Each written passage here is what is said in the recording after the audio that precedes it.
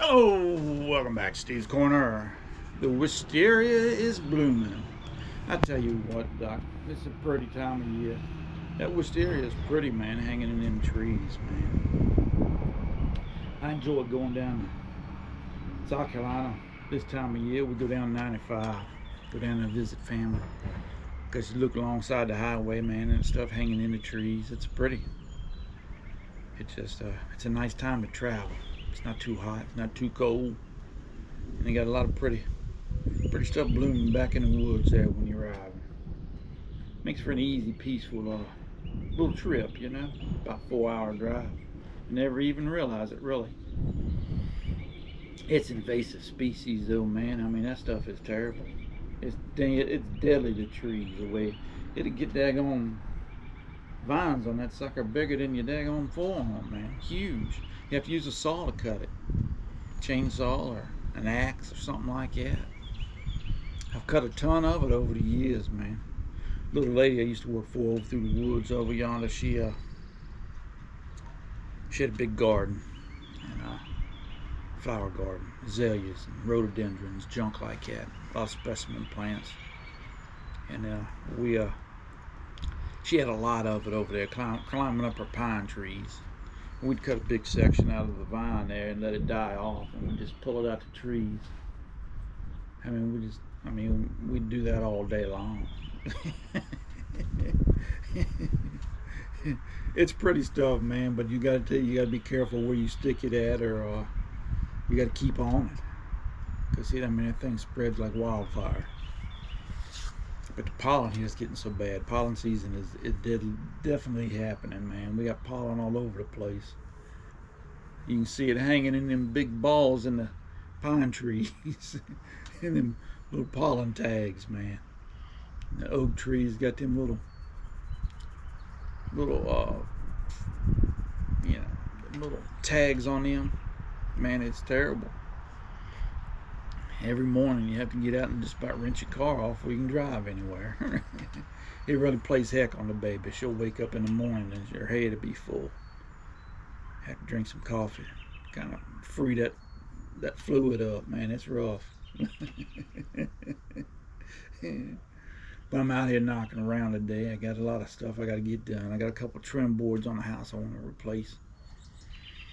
2 o'clock's a big daggone eclipse today. I'm gonna run up to the park. One of my little ladies is gonna be up there. She's got a pair of glasses so we can look at it.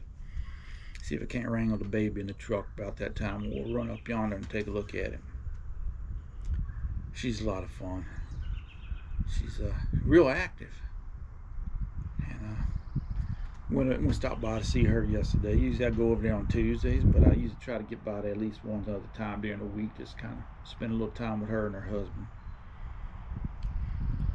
And they're a lot of fun. Talk about everything under the sun. I'm telling you, man, a couple hours spent with family and friends just shooting a bull, man. You can't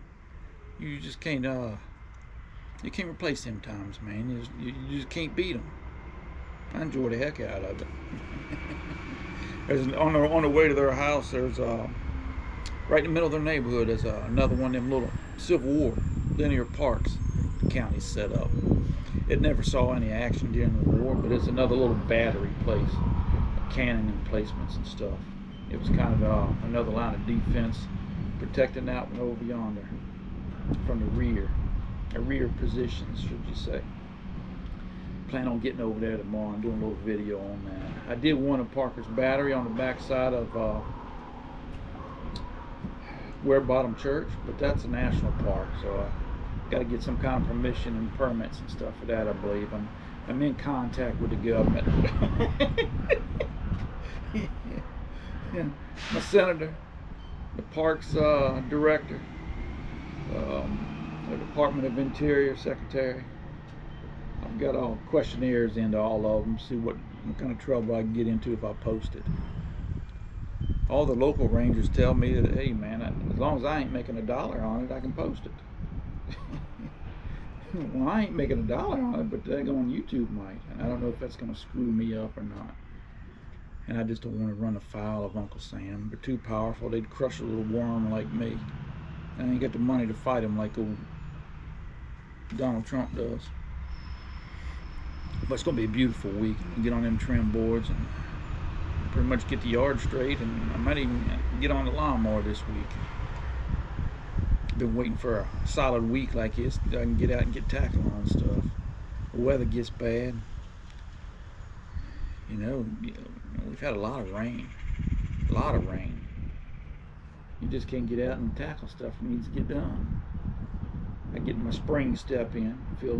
Feel like I'm 10 pounds lighter, but I actually gained about 4 pounds last March. Or this March because I wasn't able to get out and run around. But it'll drop off here the next month. I'll be too busy running around doing things. But it's a good day, man. It's a beautiful day out here. Just can't get over it. Seeing them Wisteria on alongside the highway, man, it just makes your day bright, man. As long as you ain't got to tear it down, that it just ticks you off.